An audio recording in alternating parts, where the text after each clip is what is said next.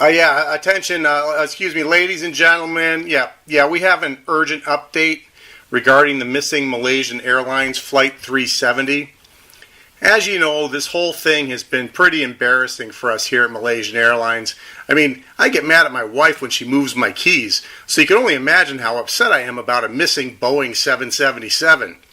Well, folks, we got some good news, some bad news, and some additional developments. First, the bad news. Turns out we've been looking in the wrong spot for this plane this whole time. Now we're pretty confident that the plane is not in the deep ocean off the coast of Australia. The good news is we think we might know where the plane is. After further analysis of the radar data and radio transmissions, we now think that the plane may have landed in the central United States. We have learned that 5 hours after the last radio transmission from the plane, another transmission was picked up in the approximate location of the current search area off of Australia. I'll play that for you now. Is it done? Yes, the black box has been jettisoned. Awesome! Let's go scrambling! While we're still investigating what "let's go scrambling" might mean, we are now reasonably certain that Flight 370 headed out over the Indian Ocean to intentionally get rid of the black box and misdirect the search teams. Further analysis now indicates that the plane then turned west, skirting around the Horn of Africa, evading radar over the Atlantic, and eventually heading directly toward the U.S. We've also learned that an undocumented aircraft was tracked by military radar to this point over the northwestern corner of Missouri in the United States. Now, why in the hell the flight crew would want to head to this part of the world remains a mystery. 12 hours after the plane was reported missing, there were reports of a large aircraft landing at this remote airfield. Later that day, there were no signs of the plane at the field, but this photo was taken at a nearby golf course lake. It is now our theory that the plane landed at Excelsior Springs Memorial Airport and that the plane was intentionally pushed into the lake.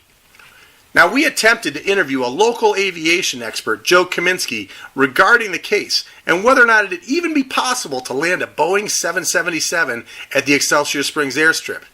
His terse reply of, "Leave me alone, I'm having enough trouble trying to land a golf ball on a green around here," was enough for us. The U.S. Navy is dispatching a deep-sea search team to the area. In addition, there have been sightings of large crowds of Chinese nationals visiting the Excelsior Springs Hall of Waters and Elms Hotel. Finally, some debris has been recovered from the lake. Approximately 400 golf balls with the words "Flee Superscramble" have been recovered from the lake so far. Now, while these may be from the surrounding golf course, the scramble reference, along with that last radio communication referencing "let's go scrambling," is being investigated. Additionally, several hundred flashlights like the ones pictured here have also been recovered. We can think of no reason why flashlights would be found in a golf course pond and think that they might be related to Flight 370. Finally, we recovered a 7-iron with the name Randy Ney imprinted on the shaft. Now, while this is similar to the hundreds of other Randy Ney labeled golf clubs that are fished out of ponds in the region every year, we think this particular club might be connected to the flight.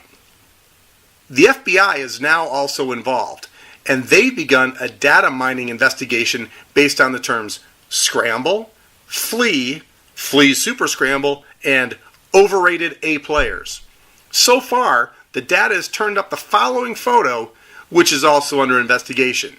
Obviously, based on the photo, terrorism is still a potential motive. As we continue this investigation, we're asking for the assistance of the residents and visitors to Excelsior Springs for help.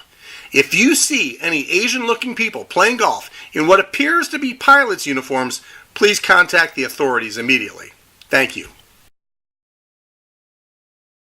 Baterías, baterías y más baterías. Tenemos baterías para carros y camionetas, empezando a solo $42.95 con intercambio de baterías. Proveemos chequeo de sistema gratis e instalación de baterías. Con 35 años en el mercado, somos un negocio local sirviendo a nuestra comunidad. También compramos baterías usadas a muy buen precio. Estamos en el 1616 Wyoming en Kansas City, Missouri, junto al Kemper Arena. Búscanos en internet, standardbattery.com.